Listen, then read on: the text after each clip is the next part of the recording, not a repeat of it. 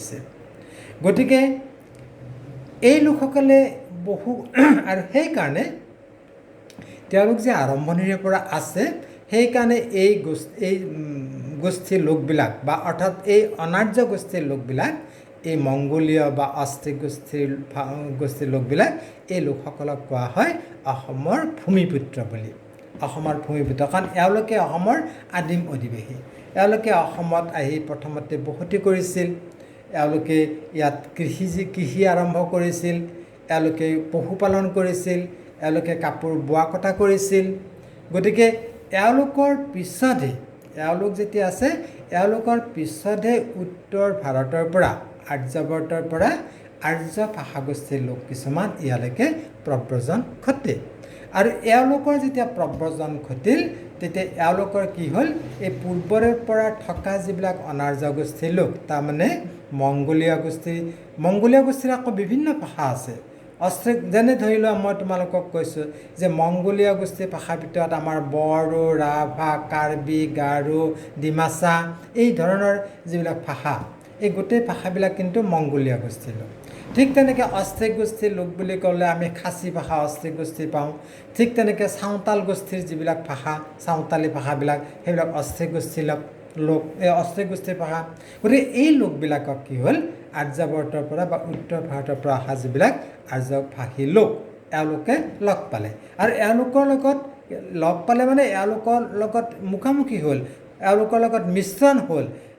কিন্তু মন কৰিবলগীয়া কথা এইটোৱে যে অনাৰ্য গোষ্ঠীৰ লোকবিলাক যদিও পূৰ্বৰে পৰা আছিল ইয়াত, তেওঁলোকে যদিও খেতি বাতি কৰিছিল, যদিও সুন্দৰকৈ সমাজ পাতি জীৱন নিৰ্বাহ কৰিছিল, আৰ্য গোষ্ঠীৰ লোক কিন্তু, ভাষাগোষ্ঠীৰ লোক কিন্তু সংখ্যাত কম হ'লেও কি আছিল, তেওঁলোক আছিল অত্যন্ত প্ৰখৰ বুদ্ধিমান, তেওঁলোক শিক্ষিত আৰু সংস্কৃতি সম্পন্ন আছিল।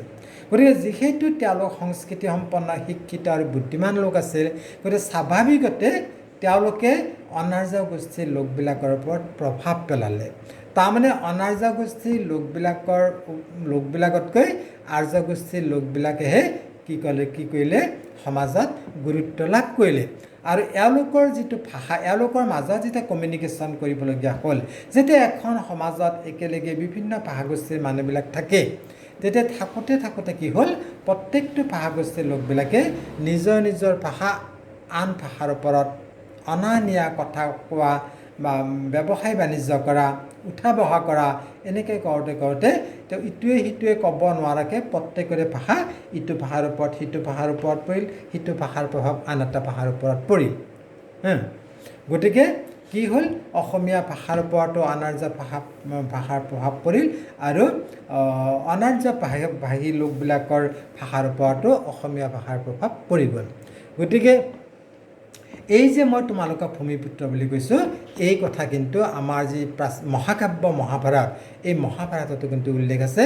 কাৰণ মহাভাৰত বুলিয়েই নহয়, কালিকা পুৰাণ, মহাভাৰত, এইবিলাকত কামৰূপ বা প্ৰাগজ্যোতিষপুৰ কিৰাত অধ্যুষিত দেশৰূপে তাৰমানে বৰ্ণনা কৰা হৈছে। কিৰাত অধ্যুষিত, কিৰাত মানে জনজাতি, কিৰাত অধ্যুষিত দেশৰূপে বৰ্ণনা কৰা আছে। আৰু মংগোলীয় গোষ্ঠীৰ বিভিন্ন জনগোষ্ঠীকে আচলতে কিৰাত আখ্যাৰে পুৰণি সংস্কৃত গ্ৰন্থবিলাকত বৰ্ণনা কৰা হৈছে। গতিকে এইসকল আদিম অধিবাসীৰ সংস্পৰ্শত যেতিয়া আৰ্যভাষীসকল আহিবলৈ ধৰে, তেতিয়া কি হ'ল, তেতিয়া তেওঁলোকৰ কথিত ভাষাও আৰ্য ভাষাৰ মাজত সোমাই পৰিল, আৰু আৰ্য ভাষায়ো কি হ'ল,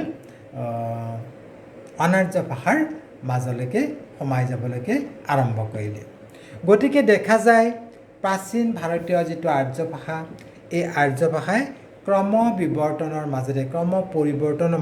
পৰিৱৰ্তন মানে লাহে লাহে হোৱা পৰিৱৰ্তন। ভাষাৰ পৰিৱৰ্তন এদিনতে নহয়, ভাষাৰ পৰিৱৰ্তন লাহে লাহে হয়। গতিকে ক'ব নোৱাৰাকৈ হয় ভাষাৰ পৰিৱৰ্তন। গতিকে ক্ৰম পৰিৱৰ্তনৰ মাজেৰে কি হয়, পৰিৱৰ্তন ঘটি প্ৰাচীন ভাৰতীয় আৰ্য ভাষা খ্ৰীষ্টীয় 10-11 শতিকামানত অসমীয়া ৰূপ ল'বলৈ আৰম্ভ কৰে। আৰু সেইবাবে অসমীয়া ভাষা আৰ্য সম্ভূত ভাষা বুলি কোৱা হয়। মন কৰিলা তোমালোকে মন কৰিলা যে অসমীয়া ভাষাৰ কিয় আৰ্য সম্ভূত ভাষা বুলি কোৱা হয়? যে প্ৰথম কথা অসমীয়া ভাষাৰ মূল ভাষাৰ ৰূপটো হৈছে আৰ্য ভাষাগোষ্ঠীৰ ভাষা, কিন্তু ইয়াৰ পূৰ্বতে অসমত কিৰাত জনগোষ্ঠীৰ লোকবিলাকে বসবাস কৰিছিল, মংগোলীয় গোষ্ঠীৰ লোকবিলাক আৰু অষ্ট্ৰিক গোষ্ঠীৰ লোকবিলাকে বসবাস কৰিছিল। প্ৰত্যেকটো ভাষাগোষ্ঠীৰ বিভিন্ন ভাষা আছিল, বিভিন্ন ফৈদৰ লোক আছিল। এইবিলাকৰ লগত আৰ্য ভাষাগোষ্ঠীৰ মিলন হৈছিল বিভিন্ন কাৰণত। গতিকে আৰ্য ভাষাগোষ্ঠীৰ ভাষাৰ প্ৰভাৱ এই অনাৰ্য গোষ্ঠীৰ ভাষাবিলাকত পৰিছিল আৰু অনাৰ্য ভাষাৰ প্ৰভাৱো আৰ্য ভাষাত পৰিছিল। আৰু প্ৰাচীন ভাৰতীয় আৰ্য ভাষাই ঠিক তেনেকৈ লাহে লাহে বিভিন্ন কাৰণত বিভিন্ন ভাষাৰ সংমিশ্ৰণৰ ফলস্বৰূপে পৰিৱৰ্তন ঘটি খ্ৰীষ্টীয় 10-11 শতিকামানত অসমীয়াৰ ৰূপ ল'বলৈ আৰম্ভ কৰে আৰু সেইবাবেই অসমীয়া ভাষাক আৰ্য সংযুক্ত ভাষা বুলি কোৱা হয়। পৰীক্ষাত তোমালোকৰ কাৰণে এটা ইম্পৰ্টেণ্ট কথা মন কৰিবা, কিয় তাৰ এই যে মই তোমালোকৰ প্ৰত্যেকটো পেৰেগ্ৰাফৰ কথা কৈ থাকোঁতে যিবিলাক কথাৰ ওপৰত গুৰুত্ব দি কথাবিলাক কৈছোঁ, প্ৰশ্নবিলাকৰ এটা ইংগিত দিছোঁ, এইবিলাক তোমালোকে মন কৰিবা। গতিকে তোমালোকক কিয় অসমীয়া ভাষাক আৰ্য সংযুক্ত ভাষা বুলি কোৱা হয় প্ৰশ্ন সুধিব পাৰে। গতিকে তোমালোকে এই ধৰণৰ কথাবিলাক মনোযোগ দি চাবা। কিন্তু আৰ্য ভাষাৰ পৰা উদ্ভৱ হ'লেও অসমীয়া ভাষাৰ পৰিপুষ্টি সাধনত অতীজৰে পৰা অনাৰ্য ভাষাগোষ্ঠীৰ প্ৰভাৱ কিন্তু নপৰাকৈ থকা নাই। আৰু সেইবাবে অসমীয়া ভাষাটো মূলতঃ কি বুলি কোৱা হয়, অসমীয়া ভাষাটো মূলতঃ তাৰমানে সাগৰৰ মাজত থকা এটা দ্বীপৰ দৰে বুলি কোৱা হয়। যে অসমীয়া ভাষা সাগৰ মানে কি সাগৰ, যে অনাৰ্য ভাষাৰ সাগৰ। তাৰমানে অসমীয়া ভাষাৰ চাৰিওফালে অনাৰ্য ভাষাবিলাক আছে, তাৰ মাজতে অসমীয়া ভাষাটো, সেইকাৰণে অসমীয়া ভাষাটো দ্বীপ বুলি কৈছে। ক'ৰ দ্বীপ? অসমীয়া ভাষা অনাৰ্য ভাষাৰ সমুদ্ৰৰ মাজৰ এটা সৰু দ্বীপ বুলি কৈছে। আৰু অসমীয়া ভাষাটো সেইকাৰণে আৰ্য আৰু অনাৰ্য ভাষাৰ পাৰস্পৰিক মিলনৰ ফলস্বৰূপে সৃষ্টি হোৱা এটা সমন্বয়ৰ ভাষা বুলি কোৱা হৈছে, সমন্বয়ৰ ভাষা বুলি কোৱা হৈছে। গতিকে এই ভাষাটো, অসমীয়া ভাষাটো খ্ৰীষ্টীয় 10-11 শতিকাৰ পূৰ্বে, খ্ৰীষ্টীয় 10-11 শতিকাত অসমীয়া ভাষাটো এটা পূৰ্ণ ৰূপ লাভ কৰে। এতিয়া তোমালোকৰ স্বাভাৱিকতে এটা প্ৰশ্ন হ'ব যে এই যে খ্ৰীষ্টীয় 10-11 শতিকাত অসমীয়া ভাষাটোৰ মানে পূৰ্ণ ৰূপ পোৱা বুলি কৈছোঁ, এই খ্ৰীষ্টীয় 10-11 শতিকাত অসমীয়া ভাষাৰ আমি পূৰ্ণ পৰিচয় পাইছোঁ ক'ত পাইছোঁ? সেইটো পাইছোঁ চৰ্যাপদবিলাকত। চৰ্যাপদৰ নাম তোমালোকে নিশ্চয় শুনিছা। বৌদ্ধ ভিক্ষুসকলে ৰচনা কৰা গীতপদ আমি চৰ্যাপদত দেখিবলৈ পাইছোঁ। চৰ্যাপদত খ্ৰীষ্টীয় 10-11 শতিকাত। এতিয়া তোমালোকৰ প্ৰশ্ন হ'ব পাৰে যে এই যে 10-11 শতিকাত পূৰ্বে অসমত তেতিয়ালৈ কি ভাষা আছিল আৰু কি সাহিত্য প্ৰচলিত আছিল? সেই সময়ৰ ভাষা নিদৰ্শন হিচাপে আমিনো কি পাওঁ? এতিয়া কথা হ'ল যে খ্ৰীষ্টীয় 10-11 শতিকাৰ পূৰ্বে অসমত সংস্কৃত ভাষা চলি আছিল, সংস্কৃত ভাষা চলি আছিল।